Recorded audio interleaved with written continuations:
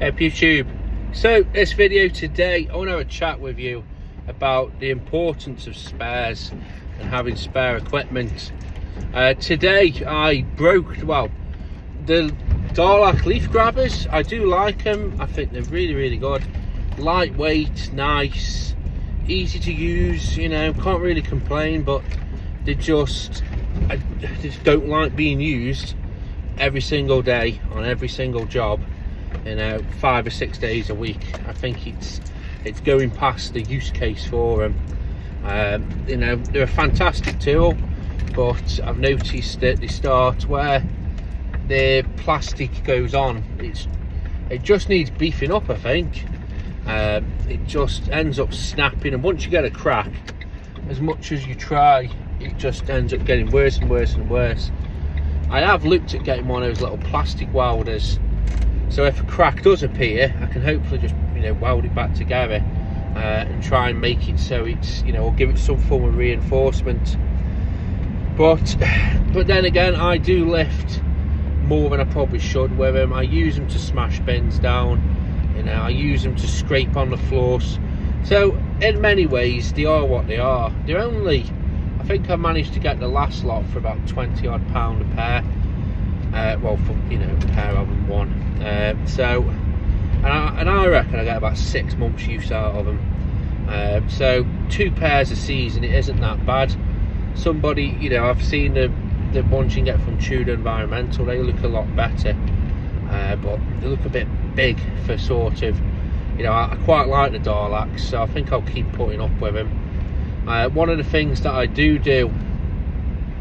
is that, it sounds a bit strange, but I have in the corner of the container what I call the graveyard, and I've got 2 or 3 pairs of smashed up Darlacs already. I just throw them in the corner, and then what I'll do at the end of the year is I will just go, and if one side of the pair is fine, because it normally is only one side that goes, I'll just swap them over and I'll make 1 pair out of 2 broken pairs, if you get what I mean.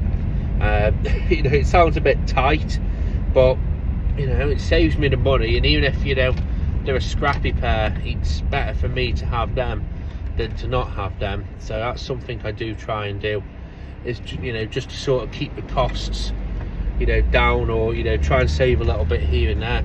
And that even extends to safety glasses. I always buy the same leaf grabbers and the same safety glasses. I buy the little Ego ones, and again, I've got a pair. These go on them, the little stalk, because I peel them off because they're too thick for when I put my headphones on, so I just take the little rubber stuff off them. But even then they break, and again I just throw them into the container, in a tub, and then at the end of the season, it sounds a bit tight, really tight, but I'll take the arms off one and the lenses off the other, and I'll make a Frankenstein pair. It's all the same parts, they all pop off and clip back on and screw back on, so I'll just make a couple of good pairs out of them. So I don't mind doing that. But what I want to talk about in this episode is the importance of spares. It's really important to have, and it's a fine line, because where do you stop? Where is it that you draw the line on how many spares you have, and what spares do you have?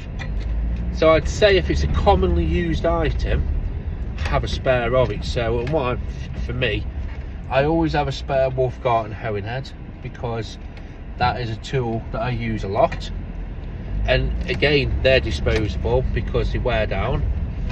I have a spare Wolfgarten plastic rake, because again they wear down.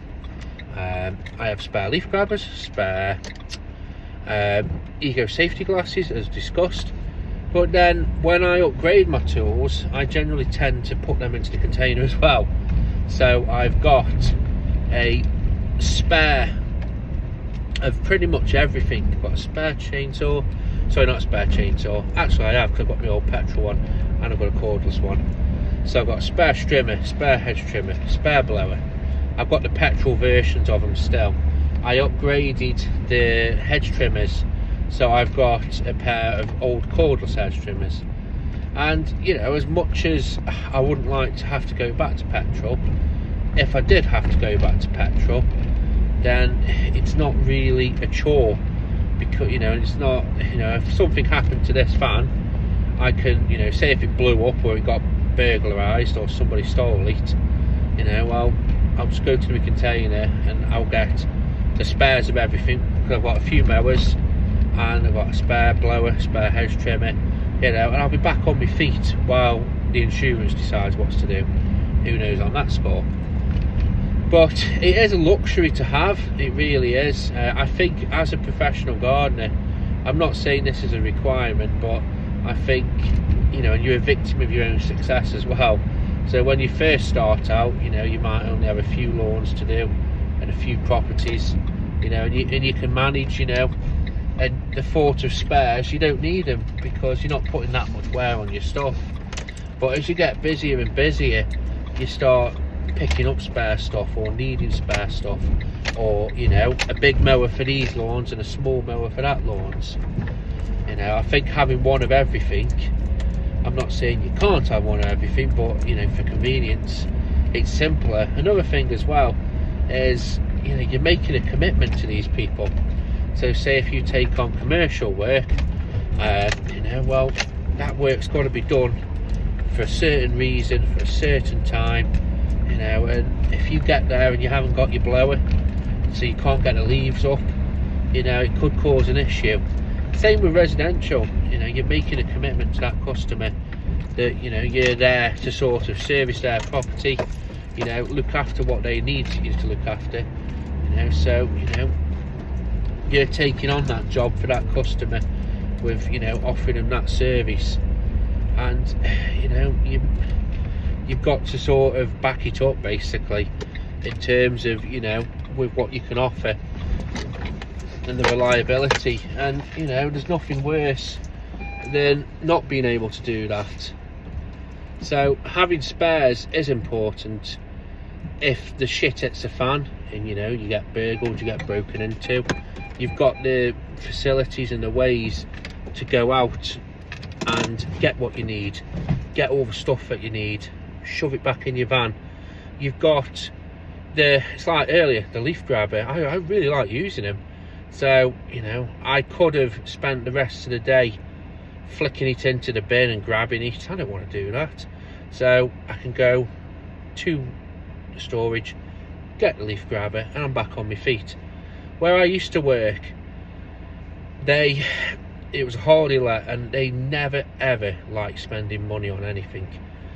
And the thought of spares, you know, and it was like, even they begrudged having spares of anything, even cutlery and plates. They said that there was to be a maximum of, you know, like down at the storage place, you know, like X amount of plates, X amount of forks, you know, because it was spending money. And I suppose in their eyes, if they're spending money on things and it's sitting in a shed, then it's not really benefiting anybody. And I can see that. But for the, you know, the staff and you know, for the guests as well, you know, we had it where, like, you know, something could happen. You know, I remember they dropped half of the plates. You know, they only put, it was an 8-seater house, and there was only 8 plates anyway because they were tight. But you know, they rung up and said, "Oh, we've got a problem with the plate. You know, we dropped a load of plates. You know, could we have replacements?" And it was like, "Oh yeah, we've got to go buy them." You know, and where I was, their sort of response to this was, you know, our spares are kept in Wilco's, or our spares are kept in a shop basically. And I can see that, but when it comes to the crunch and you need it, it's a ball ache. And that's what it was. It was like, you know, we'd need something daft because somebody took the last something. It was like, oh, you've got to go all the way to the shop, and you're burning diesel, when instead there should be a good stock of everything. And it's the same extends to my business, where I try and keep a good stock. So I buy a great big jumbo roll of cord, so when it starts getting right down, you know, where you can start, you know, you haven't got much left, you can order one, but you know you've got a couple of weeks. Same with like secateurs. It's daft, the spares of them. It is, it's, you know, and like I said, as you get going, it's amazing how much spare stuff you accumulate as well. So for me, I said earlier, I don't like getting rid of my old stuff. I keep it. I find it's more of a ball ache to sell something than it is just to keep it. So I just keep it and then keep servicing it. Well, you don't service a strimmer that hasn't been used all year. I dump out the old fuel, put new fuel in, run it for a bit, and just keep it like that. So, you know, the stuff's there, heaven help it. You know, I wouldn't like to go back to petrol, but if I did, I've got it there and it's all ready to go. And I know the history of them tools as well.